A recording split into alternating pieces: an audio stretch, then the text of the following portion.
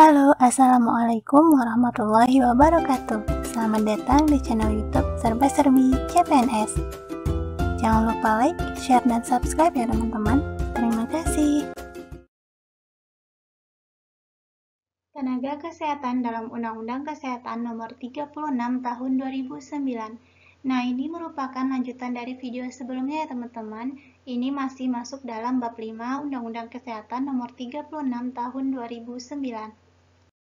Undang-Undang Republik Indonesia Nomor 36 Tahun 2009 tentang Kesehatan Bab 5 Sumber Daya di Bidang Kesehatan Bagian Tenaga Kesehatan Pasal 21 Ayat 1 Pemerintah mengatur perencanaan, pengadaan, pendayagunaan, pembinaan, dan pengawasan mutu tenaga kesehatan dalam rangka penyelenggaraan pelayanan kesehatan. Pada pasal 21 ayat 1 ini dijelaskan bahwa pada prinsipnya perencanaan, pengadaan, pendayagunaan, pembinaan, dan pengawasan mutu tenaga kesehatan ditujukan kepada seluruh tenaga kesehatan dalam menyelenggarakan upaya kesehatan.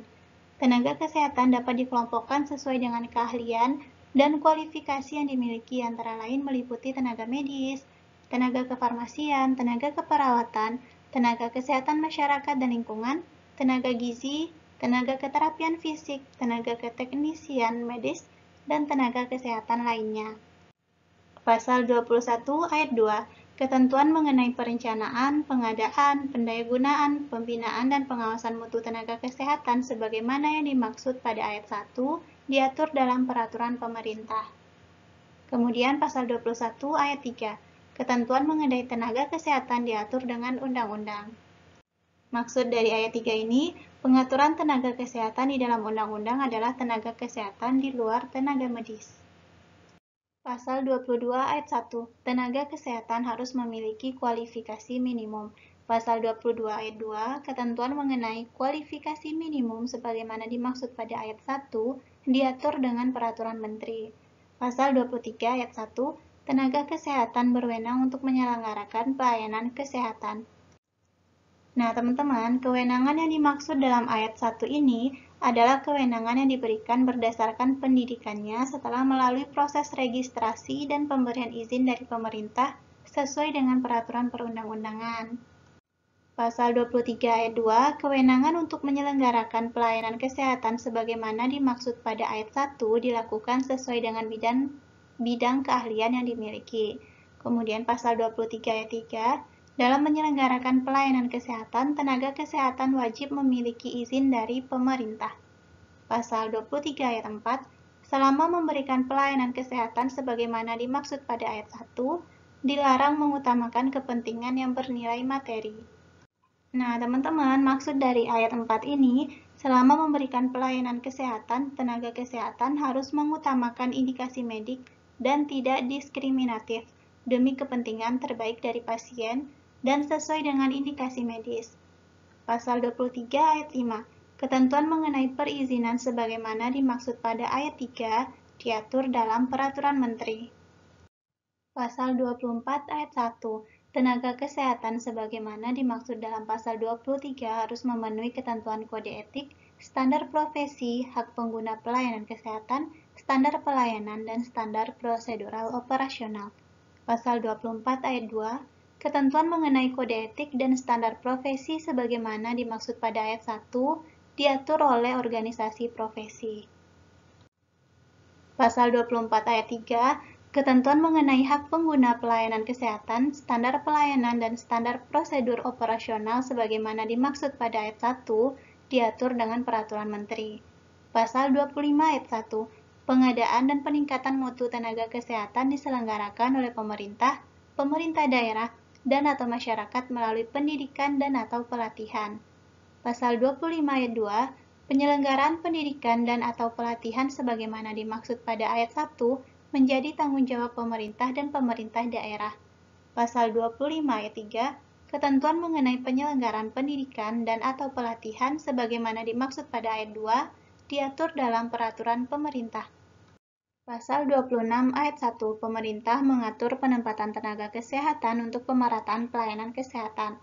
Pasal 26 ayat 2, pemerintah daerah dapat mengadakan dan mendayagunakan tenaga kesehatan sesuai dengan kebutuhan daerahnya.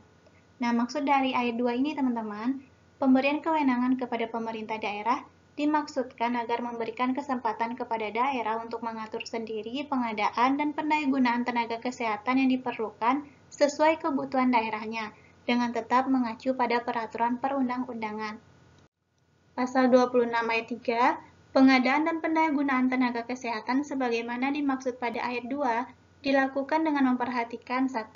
Jenis pelayanan kesehatan yang dibutuhkan masyarakat, 2. Jumlah sarana pelayanan kesehatan, dan 3. Jumlah tenaga kesehatan sesuai dengan beban kerja pelayanan kesehatan yang ada. Pasal 26 ayat 4, penempatan tenaga kesehatan sebagaimana dimaksud pada ayat 1 dilakukan dengan tetap memperhatikan hak tenaga kesehatan dan hak masyarakat untuk mendapatkan pelayanan kesehatan yang merata.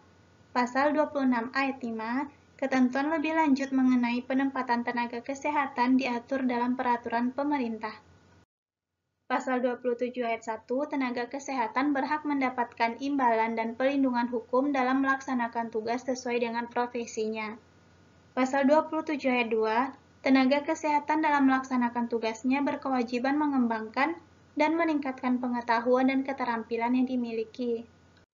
Nah, teman-teman, kewajiban mengembangkan dan meningkatkan pengetahuan dan keterampilan dimaksudkan agar tenaga kesehatan yang bersangkutan dapat memberikan pelayanan yang bermutu sesuai dengan perkembangan ilmu pengetahuan dan teknologi baru.